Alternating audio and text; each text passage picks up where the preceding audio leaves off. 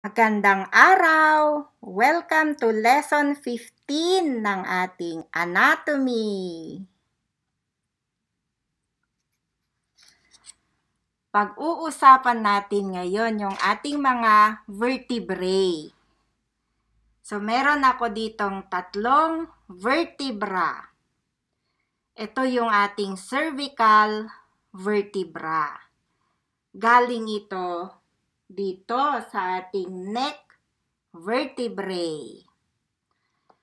Tapos, ito naman yung ating thoracic vertebra. Galing siya dito. At ito naman yung ating lumbar vertebra. Galing siya dito.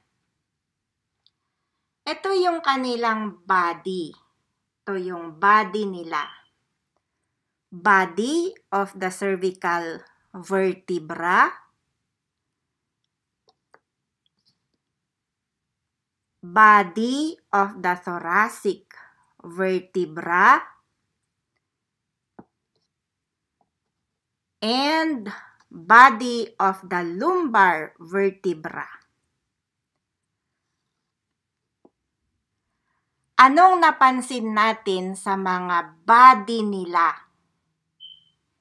So, ito yung cervical, ito yung pinaka-superior sa kanila. Superior kung ano yung mas malapit sa ulo. Kaya ito ang pinaka-superior ang kanyang location. So, dito sila. Tapos, ito yung susunod. Superior si thoracic vertebra kaysa kay lumbar vertebra. Siya yung pinaka-inferior. Mapapansin natin na habang papunta tayo ng inferior location, nagiging massive o kaya nagiging malaki at mukhang mabigat yung ating body of the vertebra. Bakit kaya? Kasi yung ating lumbar vertebra ang nagdadala ng bigat ng ating katawan. Kaya naman, ito yung sa ating lumbar vertebra. Kaya naman, mas massive siya. Mas malaki. Ayan, ang laki-laki ng body ng lumbar vertebra. Meron pa silang mga characteristics. Tignan natin yung characteristics nila. Ito daw, lumbar vertebra, parang kidney shape daw siya. Ito parang kidney shape daw siya. Yan, tignan natin yung drawing natin ng ating kidneys. Yung kidneys natin, doon na-form ang ating urine or ihi. Ito yung ating mga kidneys. Dalawa ang kidneys natin at dyan na-form ang ating urine or ihi. Parang kidney shape ba siya? Oo, para siyang kidney. Kaya kidney shape daw siya.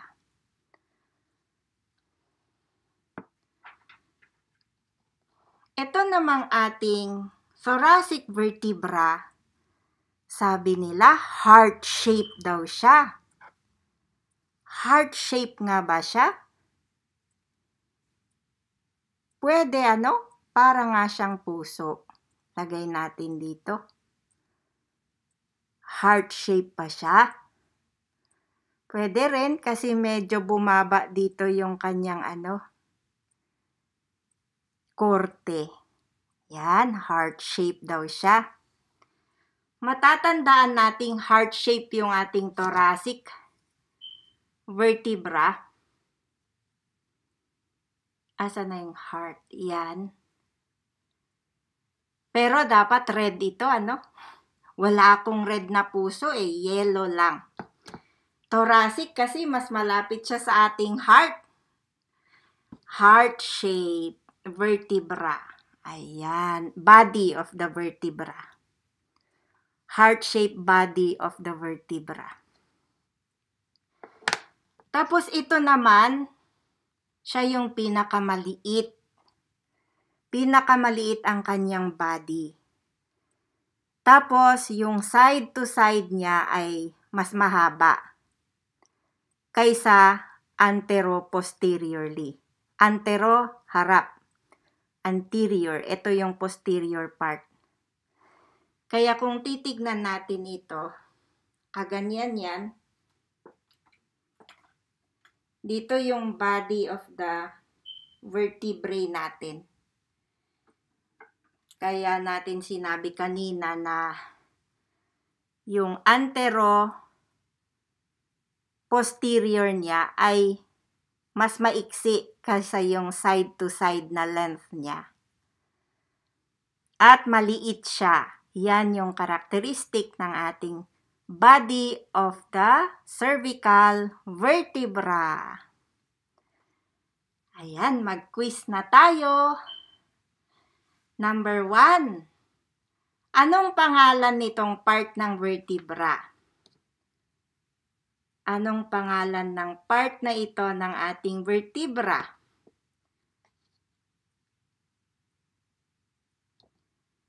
At saka ito. Anong part yan ng ating vertebra? At sino sa kanila, number 2, ang heart shape?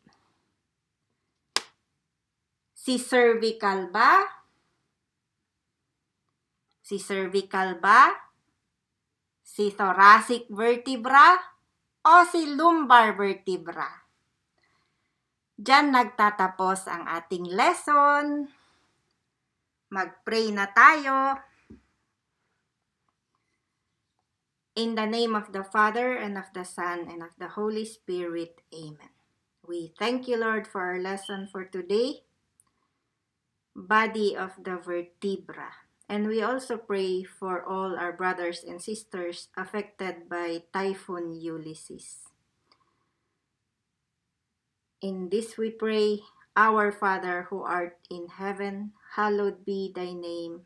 Thy kingdom come. Thy will be done on earth as it is in heaven. Give us this day our daily bread. Forgive us our trespasses, as we forgive those who trespass against us. Lead us not into temptation, but deliver us from evil. Amen. In the name of the Father, and of the Son, and of the Holy Spirit. Amen.